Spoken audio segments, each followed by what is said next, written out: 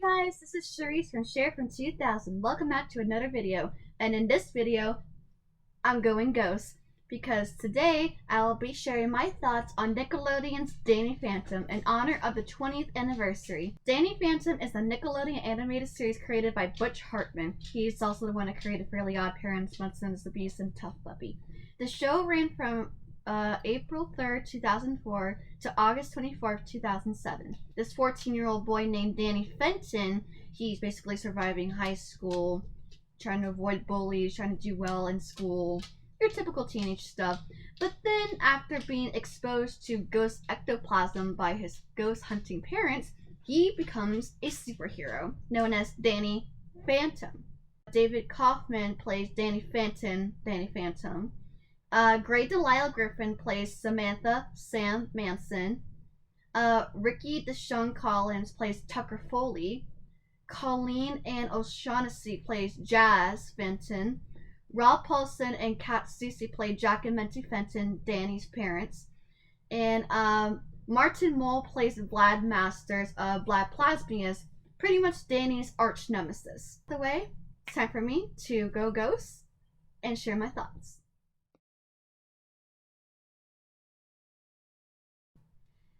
So when it comes to Danny Phantom, it's absolutely one of my favorite Nicktoons of all time. I mean, like I said, you keep seeing me point to the shirt. I got the Danny Phantom shirt right here, and I also dressed up as Danny Phantom, the female version of Danny Phantom. Sorry, it was just amazing. I loved the action. I loved the characters. It pretty much gave me that comic book vibe. Spider-Man particularly, which I believe that's what Butch was going for when creating the series. Like, you got Danny Phantom, or Danny Fenton, I'm sorry, I get those two mixed up so well. Danny Fenton is like your Peter Parker, Spider-Man, and then you got like some of his bullies like Flash and Quandor. It's like basically like Flash Thompson. And then basically whenever he senses danger, like any ghost, he has like this spider sense, but I kind of call it like a ghost sense, I guess that's what it's called, where like he sees ghost breath or whatever, or like you can see the ghost breath or whatever. And then one of my favorite catchphrases, I love, "I'm going ghost." I mean, that's such a cool catchphrase. It's almost as cool as "So What's the Sitch" from Kim Possible, which I already covered. And I love the theme song. I mean, the theme song is totally badass, kick-ass, and I really just love like the rap style. It's just so much fun. It's one of my favorite theme songs from the 2000s, up there with Kim Possible, which I've already reviewed. Check out that video. I noticed there's like a lot of ghost puns, particularly Danny's high school is called Casper High. I see what you did there, Butch, you friendly ghost. So Danny is pretty much your typical teenager going through high school with his buddies and having crushes, dealing with homework, school, and bullies. And then he also has to save the world using his ghost powers. Again, he's pretty much like a Peter Parker. He is very stubborn. He can be a little bit meticulous at times. But I really like how he's really supportive of his friends on his ghostly adventures. Sam, I'm pretty sure every single person that I've met, as far as in my friend group, Sam was definitely a crush amongst my friends group. A lot of people really had a thing for goths in my friend group. So yeah, I mean, she's pretty spunky, she's pretty level-headed, which is a total contrast to her parents. If you've seen what her parents are like in the actual show, complete 180. Like, she's like goth, more serious, stubborn, spunky. Her parents are cheerful, like some like 50s era, like prim and proper and all smiles and stuff. And I'm like, how are they related? Like, how does that even work? But she can be as stubborn like Danny, but I also like their dynamic between the two, Danny and Sam, and how their love relationship develops throughout the series. And I also like the part where she becomes evil. It's kind of like this poison ivy type where she becomes evil. And then Tucker. Oh my god. I love Tucker. Tucker is so hilarious. Like, he has so many funny moments throughout the series. One of my favorite moments just with Tucker alone is the episode Fanning the Flames, where you're introduced to Ember. Like, he becomes really obsessed with like Ember and like her song, and then like he starts dressing up like Ember, and like Danny and Sam basically put him trying to snap him out of the song and like Ember obsession by basically putting him by a computer where they have to basically study like their version of like the SATs, and like it's like all these images just float on by, like formulas, word problems, statistics, and then after being on the computer for like God knows how long, he starts saying random things from the study thing, and he's the only one that like passed with like 100% while everybody else failed miserably. And then he can't sing, so when he tries to sing Ember's song, it's just, oh my god. Danny's teacher, Mr. Lancer, oh, he is hilarious. He is voiced by Ron Perlman.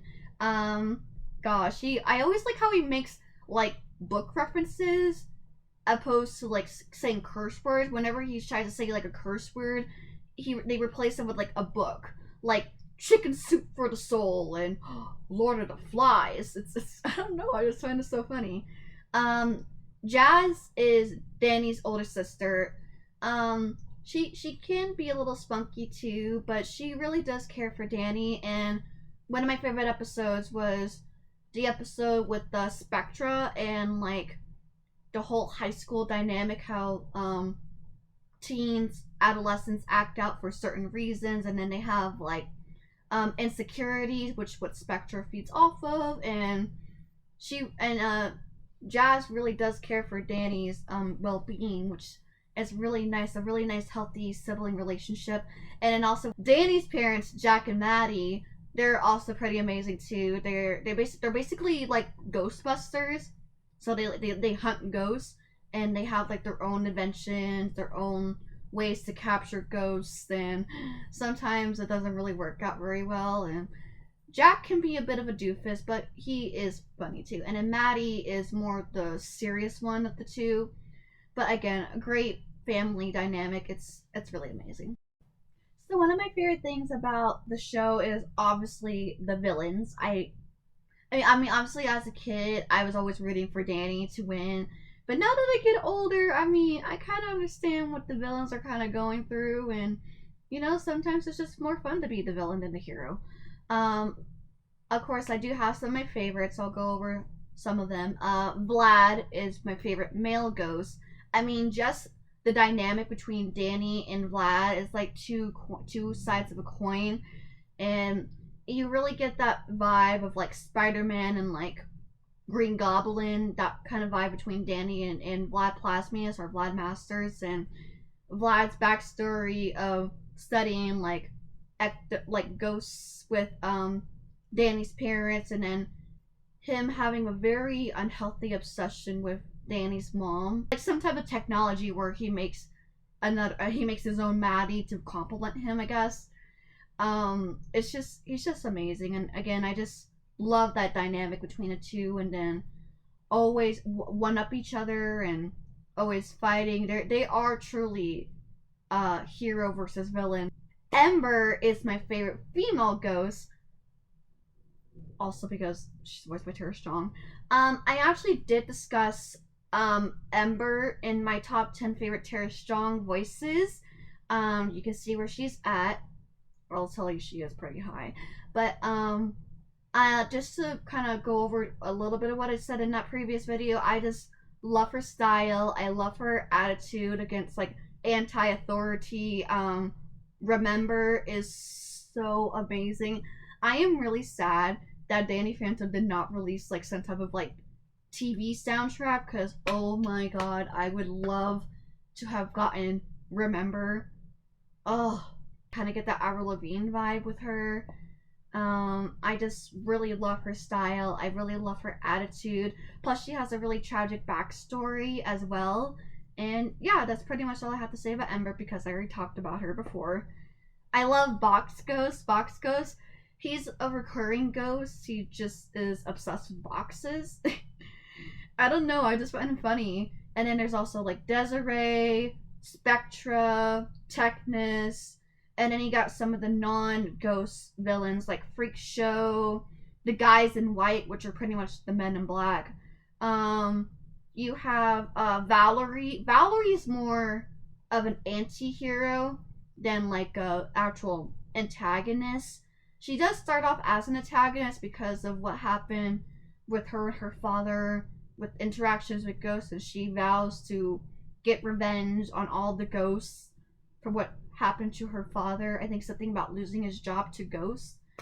And it's actually really nice to see that Danny kind of had different love interests. I mean, he did have a crush on Paulina. He and Sam, you know, they end up together. And then him and Valerie, I actually really did like their relationship, even though, you know, they're technically enemies, but like not. It's weird, but yeah, I actually really do love all the characters. I think they did pretty well. Oh, there's one character I forgot. Danny with an I. She is pretty much like the female version of Danny Phantom, but created for evil, and she was created by Vlad by using Danny's DNA, ghost DNA, I guess. And I really wish she was in a lot more episodes. I think she's only in like 2 or 3. I think 2 or 3. And I just really would have loved to see more of Danny and her training or fighting ghosts with Danny. Danny and Danny, like, that would have been so cool. I know there's a comic book series that's supposedly canon, and I really do hope that Danny with an I did end up getting adopted by the Fentons, and yeah, I just really wanted her to be in more episodes. And I really do love the journey that we see Danny go through from the beginning to the end. Yes, I know the finale of Danny Phantom is pretty mixed amongst the fandom, mostly bad, but I just really love how Danny was able to develop his ghost powers and his confidence and his fighting abilities when he was fighting ghosts left and right. And I really do love the relationship with Danny and Sam, how they started off as friends, but then they kind of grew closer together. And I do love that kiss scene at the series finale. I also really do like the serious moments. One of my favorite episodes is, I believe it's called The Ultimate Enemy, where it's kind of like a alternate universe. If Danny went bad, there's like a bad Danny Phantom, or I think it's called Dan Phantom. I don't know, but it's a bad Danny Phantom. If Danny went bad, it's a pretty cool concept. And it also kind of reminds me of like the symbiotic, you know, thing with like Spider-Man and like Venom and all that stuff. Also, I think Evil Danny's kind of hot. So every now and then I love seeing different people come up with like different like crossovers. I kind of talked about this a little bit in my Rise of the Guardians video, where basically certain characters from different movies or TV shows kind of come together as like a team or whatever. I've seen a lot of that with Danny Phantom and like with like Kim Possible and American Dragon Jake Long, how even though they're from different shows, you can kind of see them as friends. The 2000s, like the early 2000s, was really nice for Nickelodeon because I don't know if anyone remembers about Nicktoons Unite with SpongeBob, Timmy Turner, Jimmy Neutron, and Danny Phantom. Oh, I mean, I'm not really a video game person anymore, but I love watching those cutscenes, like the gameplay of those Nicktoons series, which, oh my gosh, that's another great crossover.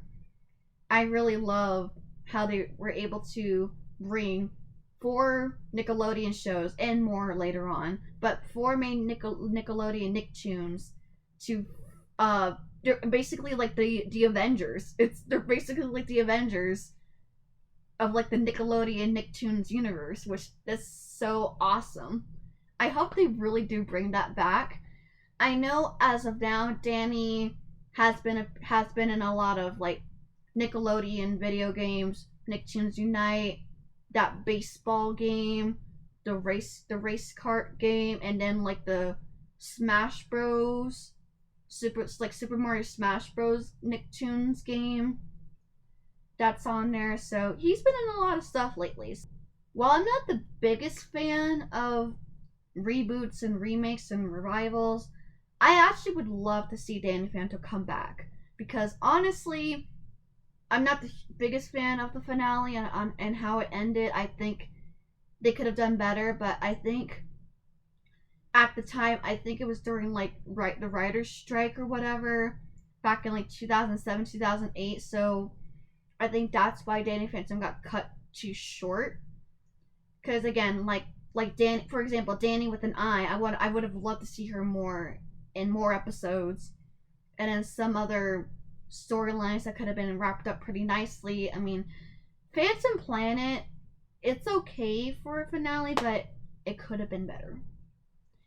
I could see Danny Phantom as a live action like movie trilogy or like a series, whatever. I mean, again, not the biggest fan of like remakes or reboots, whatever, but I could potentially see Danny Phantom in live action. It would be kind of nice though to have some cameos from like the original voice actors like David and Gray, or like Tara could be like Spectra. Like that would be so cool if like Tara came back as Spectra, basically one of the ghost characters she voiced. And it'll be kind of cool if they came back and kind of made a little bit of a cameo. I heard rumors that Nickelodeon might do a live action Danny Phantom movie, and they might be using Tom Holland, aka Spider-Man.